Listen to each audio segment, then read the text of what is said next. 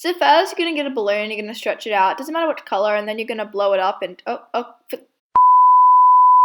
okay. So once you've done that chaos, you're gonna thread it through a funnel like so, and it might take a bit of effort. And you're gonna thread it to at least the halfway point, and then you're gonna pour some flour in it. It doesn't really matter what type of flour. You just want flour because it's gonna turn out really squishy with the rubber and the flour. It just works.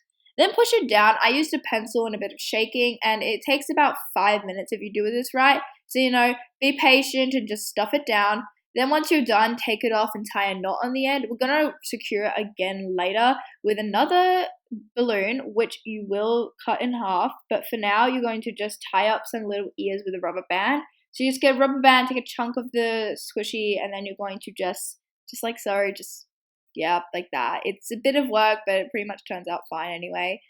Now you can do 2 ears or you can turn it into a nose. There's a lot of different things you can do with this. I just did 2 ears. And then, like I said before, you're going to get that balloon and then you're going to just, pull the balloon off and you're going to cut off the little end and you're going to throw it over top of it.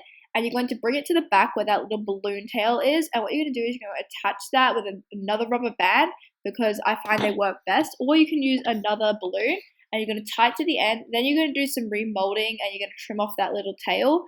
And once you've done that, you just grab a marker and you draw on a face you like. This wasn't my best first try, but of course, the first try never is. And then you just put it in a little bag. I used a cellophane bag and then I stapled on a little paper.